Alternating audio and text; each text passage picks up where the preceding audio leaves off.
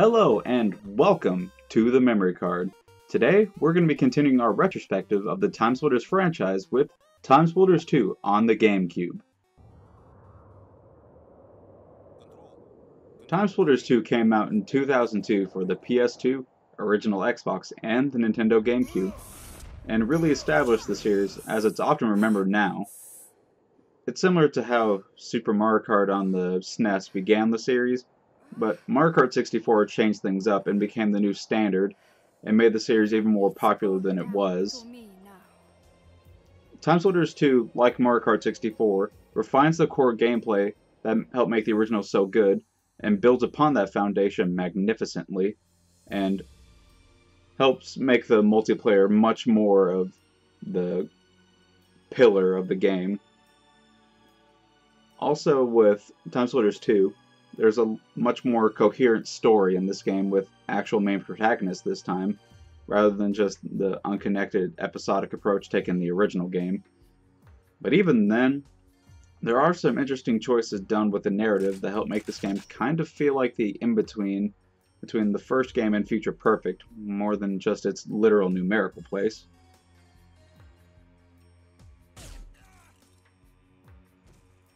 TimeSplitters 2 establishes Sergeant Cortez as the main protagonist of the franchise, alongside his partner that doesn't really talk much, Corporal Hart. She basically just serves as a player too and doesn't really add much to the plot or really have much of a character really. And for Sergeant Cortez, basically just think of a Vin Diesel character and that pretty much sums him up, at least in this game. Cortez and Hart are essentially Space Marines, no, not like in Warhammer 40k. And they have infiltrated the space station of the TimeSplitters, the aliens established in the first game, though much more fleshed out in this game. Their mission is to retrieve the time crystals and prevent the TimeSplitters from ruining history and destroying humanity in the past. Cortez gets sent back in time to various eras to find all the crystals, and Corporal Harsh is left on the space station because whatever. Doesn't matter, I guess. However, in each of these levels, you don't really play as Sergeant Cortez, but you kind of do. In the first level, which takes place in Siberia, and feels like another nod to GoldenEye, considering that there's the big dam that you go on top of to escape at the very end, though you don't jump off of it this time. It's established in this first level that Cortez turns into someone of the era, a woman, in this first level, and in the Notre Dame level. Though it isn't really established whether these people that Cortez turns into in these different eras are people that already existed, or if it's like some sort of camouflage to prevent a weird time paradox. If these people did exist in the time period already, does that mean that Cortez becomes a copy of them? Or is his mind possessing their bodies? The setup just raises some serious questions for me as I'm looking back on it and trying to analyze it, instead of just playing it for fun like I did as a kid. But regardless of the potential existential horrors that this setup raises, the story mode is a lot of fun in TimeSplitters 2, and it can be played in single player or in co-op just like in the previous game and the final game, Future Perfect. I definitely preferred this campaign over the original game's story mode, but I actually like the campaign of the third game, Future Perfect, the most, but I'll get into detail on that game in its own video. The story mode is much longer and more fleshed out than the previous game, and because of that, there's even more variety in the locations and time periods that are explored in the story mode. And some of my favorite levels from this campaign are Siberia, the first level, where you go into the dam and then fight off all these mutants and deal with the special forces that come to fight at the end. That one's a lot of fun. The Wild West level is also really cool, where you help your partner escape from jail, who's the player too if you're playing co-op. You blow them out of the jail with dynamite and then fight off outlaws as you go to escape the town going through the mines. That was really cool. And the Notre Dame level is awesome, where you save all these handmaidens that have been kidnapped and save them from these different zombies in the sewers, and then eventually find the last handmaiden after killing some cool skeletal-faced undead priests. And you find the last handmaiden, defend her with Hunchback, who has a double-barrel shotgun, because that's just awesome. Then you go and have a rooftop battle in the thunderstorm. It's just really cool.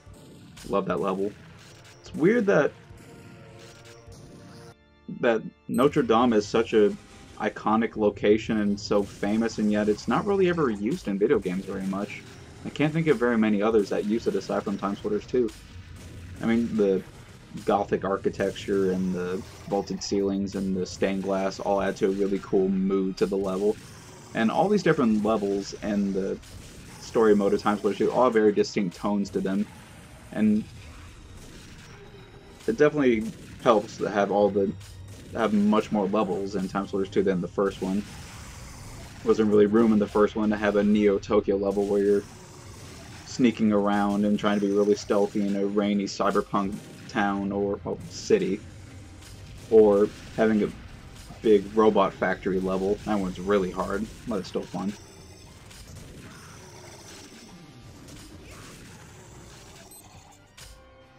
TimeSplitters 2 also introduces more humor into the series, and that eventually became one of the defining aspects of the franchise.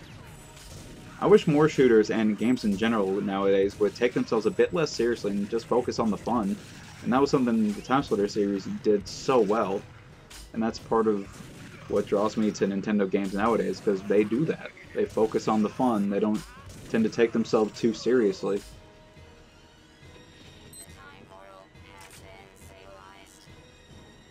The multiplayer TimeSplitters 2 was expanded big time in comparison to the first game. There are also a lot more modes, maps, and most of those maps aren't related to the single player at all. Some of these multiplayer maps, like Mexican Mission and the hospital level, have thematic elements relating to a story level, like the Wild West level and the Notre Dame level, as I said before. But these multiplayer maps are all unique unto themselves, and are all very cool. And the character roster is also much, much bigger in this release, with over 100 playable characters. I remember as a kid, most of the time I would play as the sewer zombie, the monkey, the hunchback, the Acropolite, and Sergeant Cortez. And I remember being as small and as fast as the monkey moving around was great, and back then I thought it was funny to get on the huge turrets as the little monkey, because the character model himself couldn't see over the turret, but obviously you could as the player, because otherwise that wouldn't really be good for gameplay. Also, a lot of the multiplayer modes are a blast in this game, because most of the time in multiplayer shooters I just stick with Team Deathmatch because I don't really like the other ones. I don't feel all that developed and not very fun, but in this one I would usually play Capture the Bag the most, but then other ones like Elimination and Shrink were a lot of fun, where the more lives you lose, you would get smaller and smaller in Shrink, or Elimination just had a certain amount of lives, and when you lost them you were just gone, so the amount of people in a match would dwindle down as it went, and that would get fun, where at the very end there was just a couple people trying to find each other in the map. Although, one thing that did bug me as a kid, and kind of does now, is that whenever you're playing against bots, those AI bots can roll out of the way if you're shooting in grenades, and you can't do that as a player unless there's some weird button combination or a thing not in the manual that I ever saw since I was a kid. And I don't know why Eidos would have it to where the AI can do more things than the player, but I don't know, maybe it was some sort of balancing thing.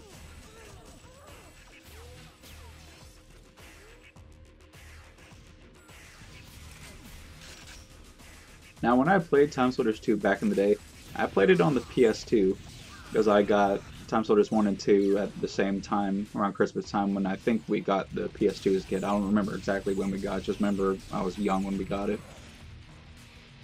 But after I finally bought my own GameCube last year, after missing out on it as a kid, I decided to pick it up on that system. And I did that because, at the time, I didn't have a functioning PS2. I don't know what happened when we had as a kid. Whether we sold it or broke, I don't know. And since buying a GameCube, the controller for the GameCube has become one of my all-time favorites. It is seriously one of the most comfortable and best designed controllers ever made. Also, I wanted to be able to play 4-player multiplayer without needing a multi-tap like you need for the PS2. Now, I could have done that with the original Xbox, but I cannot stand the controller for the original Xbox. I'm talking about the S controller, not the Big Duke. I'm talking about the common one, the S, one that most people had, and it was originally released in Japan. Also, the GameCube is just much more portable than the big hulking original Xbox or even the fat PS2. Partially because it has that cool little handle on the top and just so much smaller in general. And before I picked up my GameCube copy and started this great game again, I did actually try playing it before years back on an emulator on my PC, but it was a really bad emulation, and at the time I had a really crap, junky, generic USB gamepad that doesn't even work anymore, so the experience was suboptimal to say the least. I've been wanting to play this game again for years, and I was desperately hoping for EA or some company to do an HD remastered trilogy for TimeSplitters, like they did with Shadow of the Colossus and Jak and Daxter and so many other series on the PS3. And if they weren't going to do an HD remaster, at the very least, they could have re-released the series on the PSN store or Nintendo eShop or just something. Unfortunately, this series seems like it's been largely forgotten by modern game publishers and a lot of game players nowadays. That's something that still saddens me because the AAA games industry really needs games like TimeSplitters to make a return, to bring back some more charm and personality to the AAA games industry, which has a tendency towards bland and the safe and the annualized game series.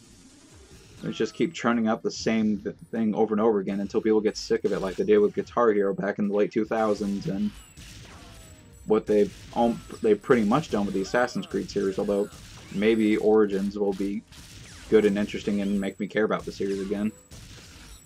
But I digress.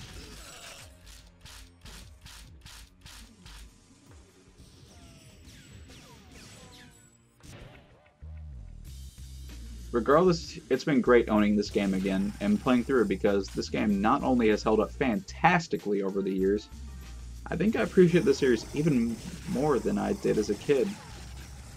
They just don't make games like TimeSplitters anymore, which makes the series even more special.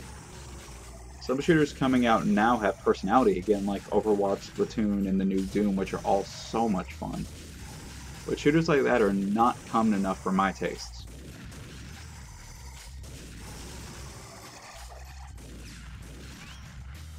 TimeSplitters 2 takes the groundwork laid by the original game and improves everything about it to create something truly special.